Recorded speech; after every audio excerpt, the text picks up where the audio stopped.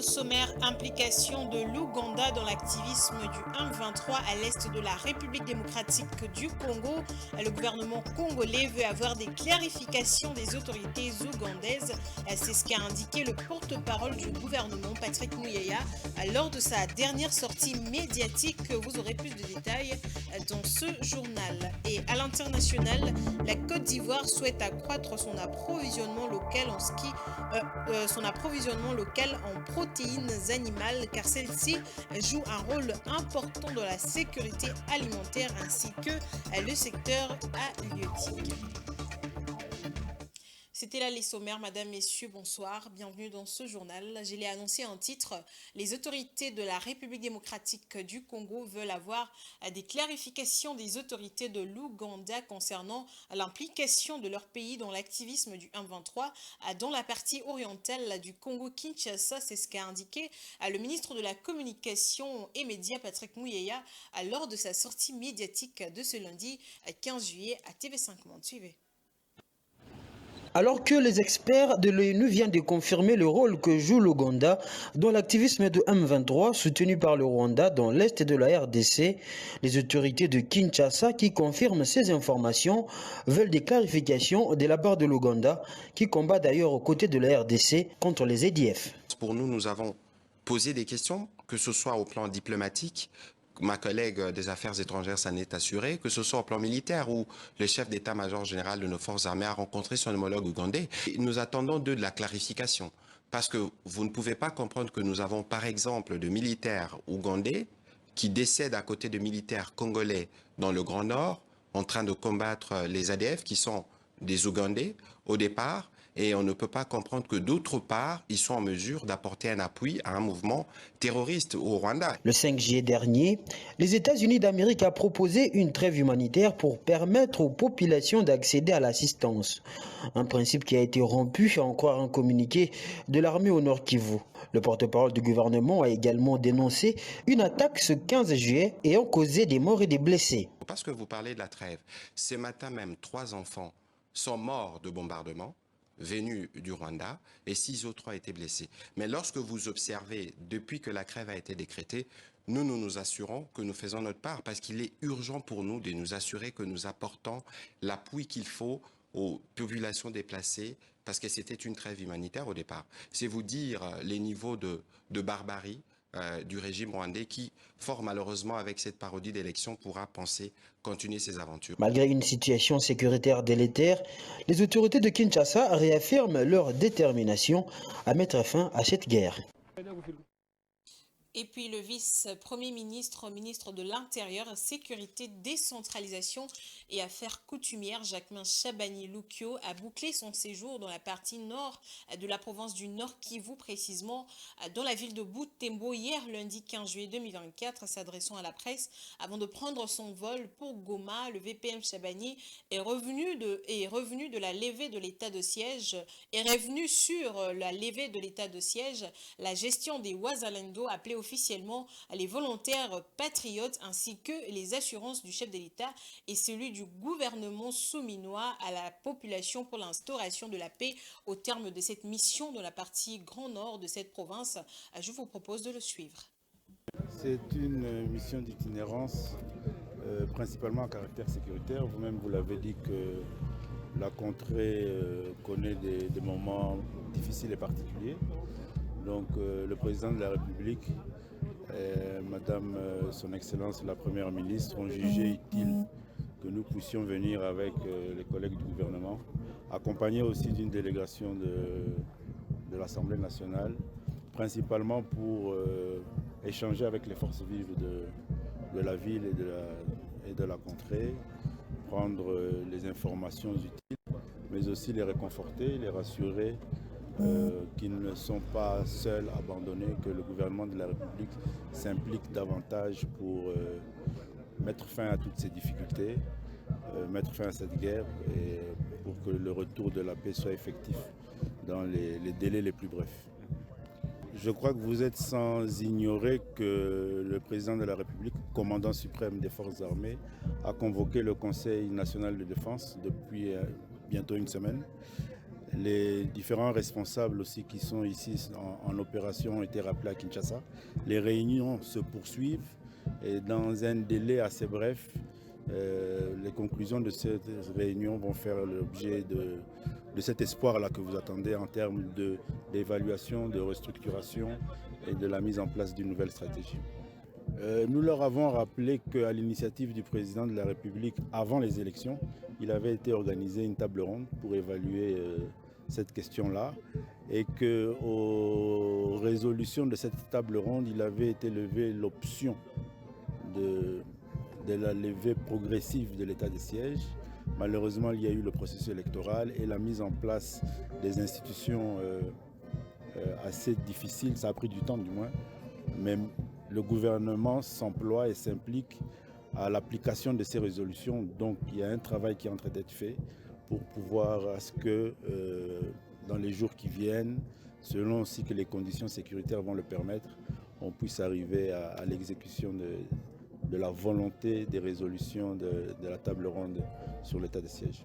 Bon, les Ouazalendou, on les appelle officiellement les VDP, les volontaires, patriotes. Le président de la République avait pris en son temps, avait initié un projet de loi qui a été voté sur la RAD. Maintenant, à son niveau, il y a un travail qui est en train d'être fait pour l'effectivité de l'application de cette loi-là. Et je crois que c'est ça qui va permettre une bonne prise en charge de ces concitoyens patriotes qui ont le souci de voir le territoire national protégé et les populations aussi protégées.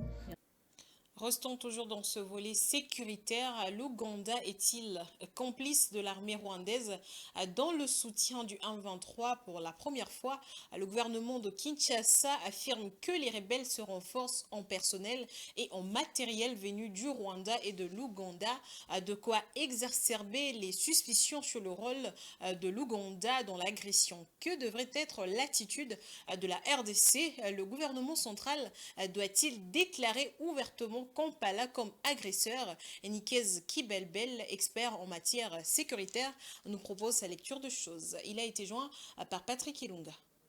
Avec la mutualisation, l'Ouganda est officiellement sur le territoire congolais depuis Kasindi, dans le Grand Nord, jusqu'à Ituri. Et il est venu avec tous les moyens militaires possibles. Alors, donc nous sommes en mutualisation avec l'Ouganda.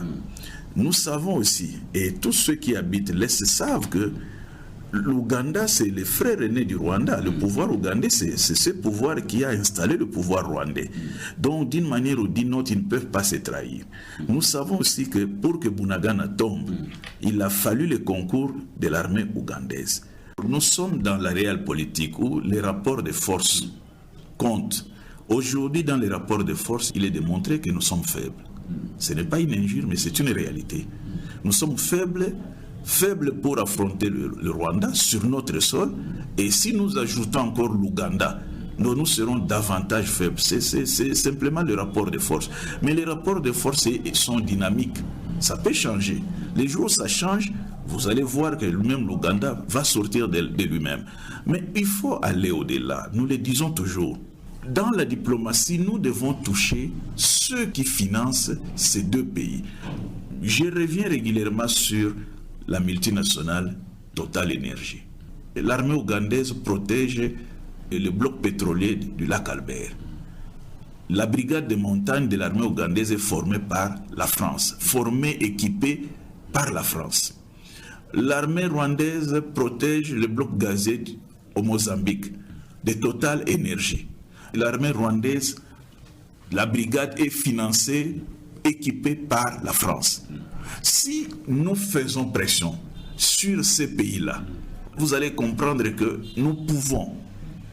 Mais vous savez que les pays n'ont pas d'amis, ils ont des intérêts. Donc il y a des intérêts. D'ailleurs, un intérêt français sur l'Ouganda, sur le Rwanda, sur le Congo-Brazzaville, parce que le pétrole du Congo-Brazzaville, c'est toujours Total, et sur l'Angola. Donc sur 9 voisins, nous avons 4 voisins qui bénéficient de l'appui financier et militaire de la France. Donc nous devons voir par où faire pression.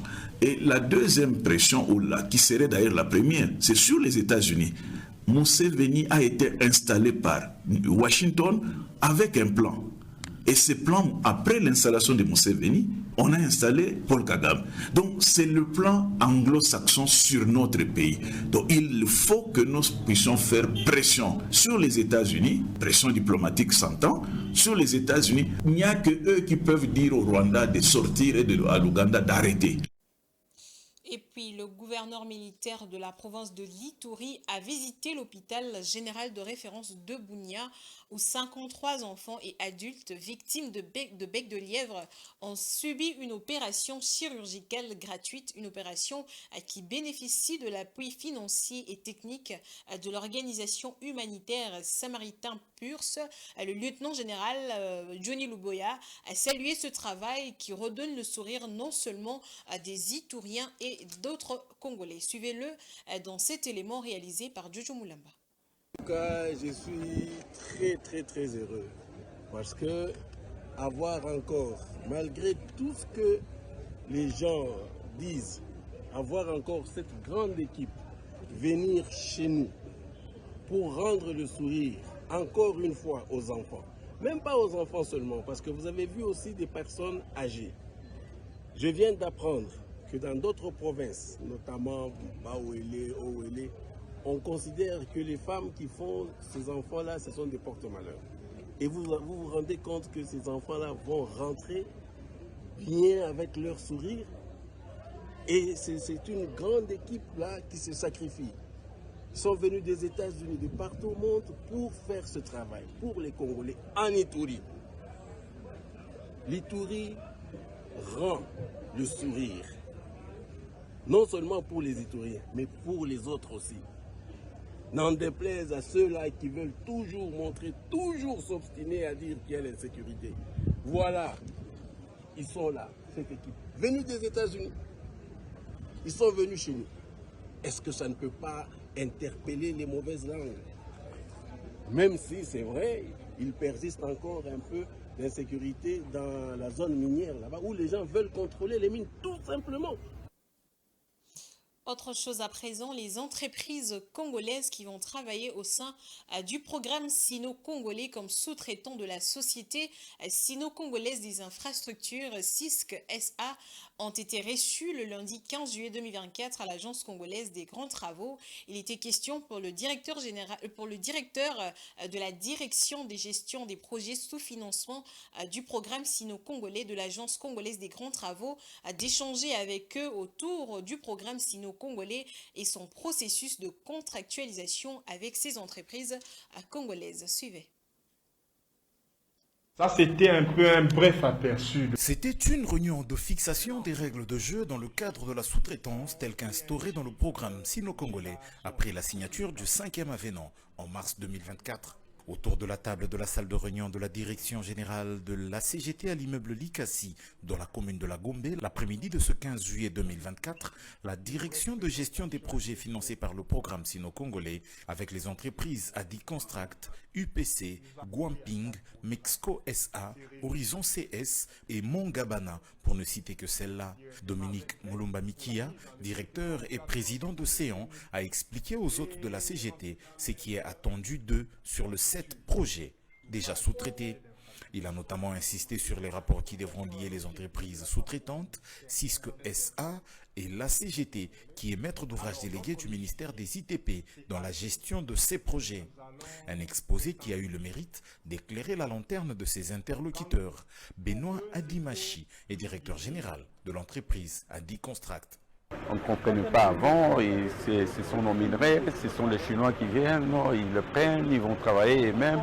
Mais maintenant, on a compris avec la renégociation que les Congolais aussi font partie prenante de ces travaux. Parce que les travaux se font chez nous. Nous avons également besoin que la sous-traitance soit congolaise. Il y a des choses qu'on ne comprenait pas, comment ça devait fonctionner. Mais la CGT a bien expliqué les choses. Nous avons tous compris comment ça va fonctionner.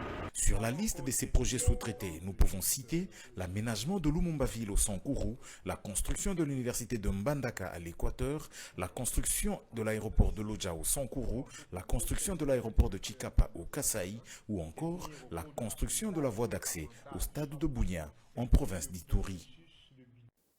Et puis dans le monde, 1200 enfants meurent chaque jour du paludisme. La malaria est pourtant une maladie que l'on peut prévenir et guérir. Que faire pour y arriver? Découvrez les 5 actions que propose l'UNICEF dans ce commentaire de Dans mon mat. Depuis 2015, le cas des paludismes sont en hausse. La baisse des investissements dans le programme de lutte contre le paludisme, les systèmes de santé débordés, les perturbations causées par le conflit et les déplacements des populations et la propagation d'espèces de moustiques envahissants sont autant des facteurs qui ont contribué à cette tendance dévastatrice. Les changements climatiques qui, dans de nombreux cas, créera des conditions idéales pour la reproduction des moustiques, ne fera, selon les prévisions, qu'aggraver la situation. Chaque jour, plus de 1200 enfants meurent du paludisme, une maladie que l'on peut pourtant à la fois prévenir et traiter. L'UNICEF propose pour ce faire 5 pistes à exploiter. Premièrement, le vaccin contre le paludisme. Il représente, selon cette organisation mondiale, une percée dans la protection des enfants les plus vulnérables contre les formes graves du paludisme, voire contre la mort. Avec le soutien de l'UNICEF, 22 pays, parmi lesquels la RDC, se préparent à distribuer ces vaccins vitaux ou sont déjà en train de le faire. 2 vaccins contre le paludisme, le RTS-SAS-01 et le R21 Matrix M, sont considérés comme très efficaces, réduisant le paludisme clinique d'environ 75% lorsqu'ils sont administrés de manière saisonnière dans les zones à forte transmission. Deuxièmement, le moustiquaire imprégné d'insecticides. Dormir sous de moustiquaires imprégnés est l'un des moyens les plus efficaces de prévenir la transmission du paludisme. Ces moustiquaires créent une barrière protectrice contre les piqûres des moustiques pendant la nuit, sauvant ainsi d'innombrables vies, en particulier chez les jeunes enfants, les femmes enceintes et les familles vivant dans des zones où le taux de transmission sont élevés. 13 millions de moustiquaires ont été distribués par l'UNICEF dans le monde rien qu'en 2023. Cette organisation mondiale recommande également l'accès à un diagnostic précoce du paludisme et à des traitements efficaces, en particulier dans les zones difficiles à atteindre. Cela est essentiel à la survie de l'enfant, en particulier dans les zones difficiles à atteindre où l'accès aux soins est difficile. Mais il faudra avant tout donner aux communautés le moyen d'acquérir les connaissances nécessaires pour se protéger contre les paludismes. D'où, quatrièmement, la question de sensibilisation et responsabilisation des communautés. Enfin, l'UNICEF préconise le partenariat avec d'autres organisations, des gouvernements nationaux, des partenaires locaux et d'autres parties prenantes pour renforcer les efforts de lutte contre les paludismes. Ces partenariats permettent de partager les ressources, l'expertise et les solutions innovantes comme l'introduction et l'extension de vaccins contre les paludismes. Ce n'est qu'en travaillant ensemble qu'il est possible de réduire le nombre de cas de paludisme et améliorer la santé des enfants à l'échelle mondiale. En sport, l'arrivée de Roberto De Zerbi à la tête du staff technique de l'Olympique de Marseille ne devrait pas faire les affaires de Chancel Mbemba, le défenseur international congolais et capitaine des Léopards de la RDC, ne figure plus dans les plans du club français, celui que les Congolais appellent affectueusement demi-dieu, et donc poussé vers la sortie. Blaise Couzola nous en dit plus.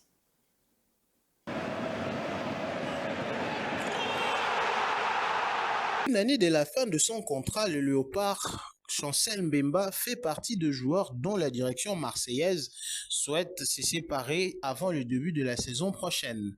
Le joueur est au courant des intentions du club à son sujet. Indispensable, chouchou, star vedette durant ces 2 saisons dans la cité phocéenne, Chancel Mbemba est désormais indésirable dans les clubs pour qui il aura tout donné. L'ancien de Porto est mis sur le marché et Marseille espère récupérer une indemnité de transfert dès cet été plutôt que le voir partir libre dans un an. Le même source précise que le capitaine de la sélection congolaise n'est pas convié aux séances tactiques mises en place par l'entraîneur italien De Zerbi, à l'instar des autres joueurs indésirables du club. Quelques semaines plus tôt, des sources ont révélé l'intérêt des clubs saoudiens pour Chancel Mbemba.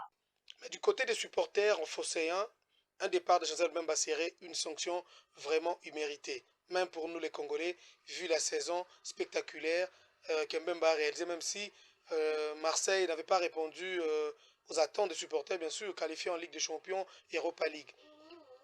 Mais hélas, les Congolais qui touchaient moins de 2 millions du côté des Porto au Portugal et présentement du côté des Marseille plus de 3 millions d'euros par an séduit plusieurs formations européennes et saoudiennes. Hein. On citerait même Al Nasser, pourquoi pas les rumeurs qui sont aussi source d'informations avec Barcelone et pourquoi pas les Anglais de Newcastle, qui sont prêtes comme formation à enrôler le défenseur congolais pour plus de 15 millions d'euros. Mbemba qui reste jusque-là un cadre très important pour cette formation française, mais Marseille aujourd'hui accepte de mettre un terme, une décision que je trouve microbe parce que Mbemba mérite mieux. Je crois que Mbemba doit aussi prendre conscience et surtout quitter la chose avant que la chose elle-même te quitte. Nous le savons tous dans l'histoire de l'Olympique de Marseille. Marseille récompense toujours négativement ses joueurs cadres. Je crois qu'aujourd'hui, même sur le marché de transfert, il est très coûteux et il va se retrouver rapidement. D'ailleurs, il n'a plus à prouver dans la sphère sportive, que ce soit au niveau national, continental ou international. Mbemba, c'est l'un des plus grands joueurs au niveau mondial. Certes, depuis son arrivée, Chancel Mbemba a gagné quelques récompenses individuelles mais n'a jamais remporté des trophées collectifs. Malgré cela, il a quand même gagné de l'estime et a su conquérir la France en imposant la langue lingala au plus profond de l'Hexagone. Voici Mbemba, quel tacle! Oh là, il a sauvé un but, Chancel Mbemba. C'était là le dossier du jour réalisé par Blaise Kozola qui est avec nous sur ce plateau en tant qu'intervenant dans ce journal. Bonsoir Blaise Kozola. Bonsoir Damani Mujinga et bonsoir à nos fidèles téléspectateurs. Alors ça fait quelques jours que ça bouillonne sur la toile, notamment cette histoire en rapport avec Chancel Mbemba. Que se passe-t-il ? Il y a un problème qui a commencé depuis maintenant quelques semaines, quelques mois même. C'était la situation de Chancel Mbemba au sein de l'Olympique de Marseille. Lui qui a un contrat qui court jusqu'en 2025, au mois de juin précisément.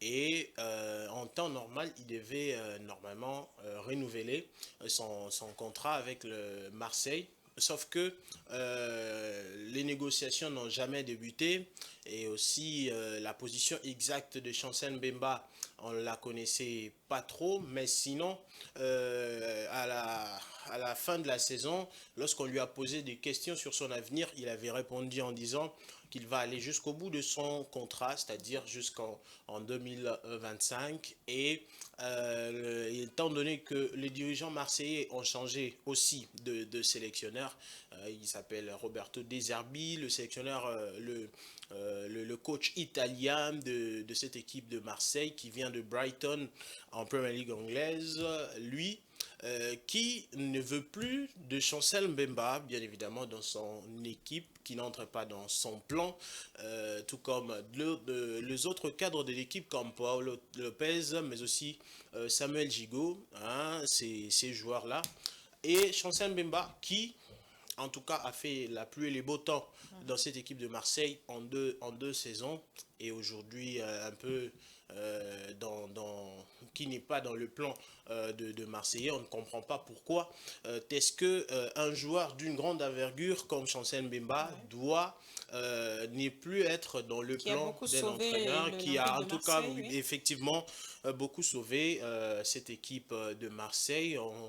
On se souvient d'ailleurs, cette saison, il a été très efficace, surtout en Ligue Europa. C'est notamment aussi grâce à ses buts que cette équipe s'est qualifiée en demi-finale de cette compétition-là. Donc, est-ce que c'est Roberto De Zerbi qui ne veut plus de Chancel Mbemba ou carrément c'est l'Olympique de Marseille qui utilise l'entraîneur italien tout simplement pour essayer de pousser Mbemba vers la sortie, étant donné que son contrat court jusqu'en 2025, ils ne voudront certainement pas que Chancel aille au bout de son contrat et être un joueur libre, ils vont peut-être perdre, et qui ont acheté, bon, ils ont pris Chancel Mbemba, c'était gratuitement, après sa rupture de contrat avec l'équipe de Porto, pas la rupture, mais la fin de son contrat avec Porto il y a 2 ans déjà.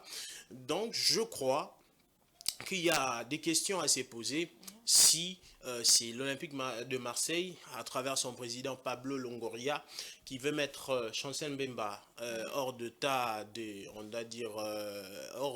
l'équipe de Marseille, ou carrément c'est le nouvel entraîneur, parce qu'on doit dire que Chancel Mbemba ne participe plus aux séances tactiques comme d'autres joueurs qui sont considérés aujourd'hui comme le loft, le joueur indésirable de l'OM. Donc c'est quand même beaucoup de questions à se poser par rapport à ça. Exactement, en suivant ce que vous venez de dire, on sent que l'Olympique de Marseille souhaiterait vendre Chancel Mbemba, mais il faudrait quand même se l'avouer qu'il a réalisé 2 belles saisons au sein de ce club phocéen. Alors, est-ce que le club aurait raison de vendre ce grand joueur? Avoir raison, non. J'ai condamnerai très certainement l'OM, parce que c'est pas seulement Marseille, hein. Beaucoup de fans même de cette équipe sont très énervés d'apprendre cette nouvelle, que Chancel ne fait plus partie de plan de l'équipe marseillaise. Je dois dire que Chancel, en 2 saisons, défenseur central de son état, a marqué 13 buts, s'il vous plaît. 13 buts, ce sont des stats d'un attaquant, très certainement, mais ce sont maintenant, c'est un défenseur central qui a ses stats. Lors de sa première saison, il était le 2e meilleur buteur de l'équipe de Marseille avec 7 réalisations. Cette saison, il en a fait 6. Il était également le 2e meilleur buteur de l'équipe. Comment un joueur aussi prolifique, aussi important dans les dispositifs tactiques de cette équipe marseillaise peut quitter tout bonnement l'équipe comme ça, ou bien entrer un peu dans les oubliettes? C'est quand même inconcevable, étant donné surtout que la saison qui vient de s'écouler, Marseille n'est gagné presque pas si Chancel Mbemba est sur la touche, ou si il est blessé. On l'a vu, les statistiques en ont parlé, et un joueur de cette grande envergure ne peut pas être traité de la sorte. C'est quand même inconcevable que les dirigeants marseillais traitent de cette manière un si grand joueur comme Chancel Mbemba. Je pense que ça va beaucoup couler d'encre et de salive si et seulement si ces dossiers finissaient très mal. Dans le cas où ça finit bien, ça sera une bonne chose, mais si ça finit mal, ça va être très difficile. Les fans marseillais, on les connaît, hein, ils sont vraiment comme de fous. Ils peuvent créer du désordre et entraîner même la démission du président et du nouveau coach. Ce sont des paramètres à voir déjà. Donc, c'est pour moi, en tout cas, inconcevable que Marseille puisse traiter Chancel Mbemba de la sorte. On ne dit pas qu'il ne peut pas le vendre. On peut vendre un joueur s'il y a des offres qui se présentent, bien sûr. Mais le traitement dans lequel il est en train de voir, c'est en tout cas inconcevable, pas digne d'un grand club comme Marseille. On espère seulement que les choses vont s'arranger de ces côtés-là et permettre comme ça aux 2 parties de pouvoir mieux s'entendre, parce que nous, on n'acceptera pas qu'un joueur aussi grand que Chancel Mbemba puisse rester sur la touche comme ça sans raison. Okay. Alors pour terminer, où voyez-vous Chancel Mbemba s'il quittait l'Olympique de Marseille? Bon, déjà, il y a des offres qui sont arrivées, et je vais d'ailleurs, avant de parler de ces offres, dire que la saison dernière, alors que au début, hein, c'était au tout début de la saison, lorsque Marseille a changé d'entraîneur, il y avait un certain Marcelino, un entraîneur espagnol, qui avait changé les dispositifs et ne préférait pas Chancel Mbemba. Les supporters marseillais ont tout fait pour le faire limoger, et ils ont obtenu gain de cause, simplement pour dire que ces joueurs... Il ne faudrait pas réveiller la folie des Marseillais. Justement, Damani Mujinga, il faudra aussi dire que ce joueur a refusé plusieurs offres de grande envergure venant de l'Asie, surtout la saison dernière, avec beaucoup d'argent. seulement parce qu'il voulait rester à Marseille et rester dans ces clubs qu'il aimait déjà parce qu'il était aimé par ses supporters. Donc, je crois que de ces côtés-là, il était très très professionnel. Donc, il y a de ces clubs asiatiques qui le cherchent. On parlerait d'Al Ali, là où évolue Roberto Firmino, Franck Kessié et autres. On parle de beaucoup de clubs asiatiques. On parle aussi des clubs européens comme la Lazio qui s'était un peu positionné. Mais jusque-là, les offres officielles ne sont pas encore arrivées à la table de Marseille. Le mercato est encore long. C'est jusqu'au 31 août. On va vraiment observer ces dossiers de près pour voir où ira bien évidemment Chancel Mbemba. Et on espère que le traitement qu'on lui réserve, en tout cas, va prendre fin. Il faudra laisser le joueur être dans le professionnalisme jusqu'au bout. C'est un message que je lance à Pablo Longoria et à Roberto De Zerbi, le dirigeant marseillais, mais aussi même à Franck Macour, qui est le numéro 1 de l'Olympique de Marseille. Le joueur Chancel Mbemba ne peut pas être traité de la sorte, surtout avec tout ce qu'il a pu accomplir pour le bien-être de ses clubs. En dépit de blessures, il a été présent et il a été décisif. Je crois qu'il est temps de pouvoir un peu changer les choses, ne pas faire des choses comme les clubs africains où on voit certains joueurs qui ne sont pas très très bien traités. Ça, c'est la France, c'est la Liga, c'est le professionnalisme. Il faudra il faudra en tout cas rester professionnel jusqu'au bout. Voilà un peu ce que je pouvais dire. Voilà, merci à vous Blaise Kouzola. Je vous en prie, Daman Mujinga, et merci à nos fidèles téléspectateurs. Poursuivons avec ce journal, avec cette page internationale.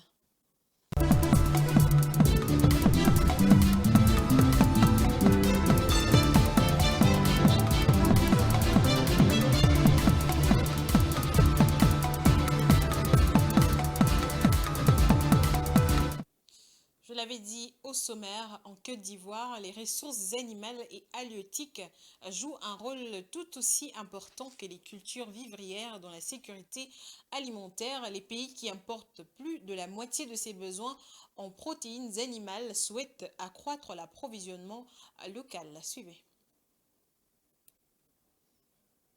La Banque d'investissement et de développement de la CEDEAO vient d'approuver l'allocation de 56,5 milliards de francs CFA, soit 94 millions de dollars, en soutien à un projet dans le secteur de l'élevage en Côte d'Ivoire. L'annonce a été faite le 11 juillet dernier au cours de la 88e réunion du conseil d'administration de la BIDC.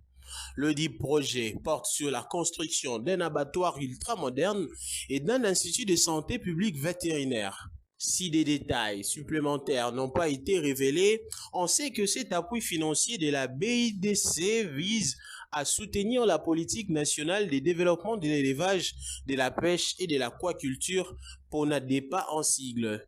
Cette stratégie adoptée par les gouvernements sur la période de 2022 à 2026 a pour ambition de parvenir à une couverture de 70% de besoins en viande et à bas comestibles à terme contre un niveau qui était évalué à 45% en 2021 d'après les données officielles. Pour l'heure, le pays doit importer plus de la moitié de ses besoins. Selon les données compilées de la BCAO, la nation éburnéenne a importé 168 000 tonnes de viande et abats comestibles d'une valeur de 76 milliards de francs CFA en 2021. En ce qui concerne la santé animale, PONADEPA a pour objectif de parvenir à une couverture vaccinale de 80% du cheptel en vue d'assurer le contrôle de maladies animales prioritaires contre un niveau évalué à seulement 6% en 2021. Le Mozambique, le Zimbabwe et le Botswana ont signé ensemble un accord pour des projets portuaires et ferroviaires. Ces projets visent à éliminer les contraintes logistiques du Botswana, un pays enclavé pour l'exportation de ses réserves de charbon. Ces infrastructures devraient aussi être exploitées pour acheminer d'autres catégories de fret, ce qui stimulera le commerce régional et intra-africain. Blaise Kouzola au commentaire. Le Zimbabwe, le Mozambique et le Botswana ont récemment signé plusieurs accords majeurs portant sur la modernisation du réseau ferroviaire Beira-Zimbabwe-Botswana et la construction d'un nouveau port minéralier en eau profonde au Mozambique. Les trois pays envisagent de soumettre une enquête des financements à la Banque africaine de développement. Ces projets visent à éliminer les contraintes logistiques du Botswana, pays enclavé pour l'exportation de ses réserves de charbon. Ces infrastructures devaient aussi être exploitées pour acheminer d'autres catégories de fret, ce qui stimulera le commerce régional et intra-africain. Le projet compléteront par ailleurs deux autres corridors majeurs dédiés à l'exportation des minéraux et dont le plan de modernisation a été dévoilé il y a quelques mois. La ligne ferroviaire Tazara entre la Tanzanie et la Zambie fait en effet l'objet d'un programme de modernisation en cours d'élaboration avec la Chine comme principal bailleur, alors que les États-Unis, l'Italie et l'Union européenne se sont positionnés pour financer la modernisation et l'extension du corridor de Lobito dédié à l'exportation des minéraux de la Zambie et de la République démocratique du Congo via l'Angola. Elle se part. C'est la fin de ce journal, mesdames, messieurs. Place au rappel des titres. Implication de l'Ouganda dans l'activisme du M23 à l'est de la République démocratique du Congo. Le gouvernement congolais veut avoir des clarifications des autorités ougandaises. C'est ce qu'a indiqué le porte-parole du gouvernement lors de sa dernière sortie médiatique. Vous avez suivi les détails dans ce journal. Et puis la Côte d'Ivoire souhaite accroître son approvisionnement local en protéines animales car celle-ci joue un rôle important dans la sécurité alimentaire ainsi que le secteur halieutique. Ce journal est complètement terminé. Merci à vous de l'avoir suivi et bonne suite de programme sur votre chaîne Géopolis Télévision. Au revoir.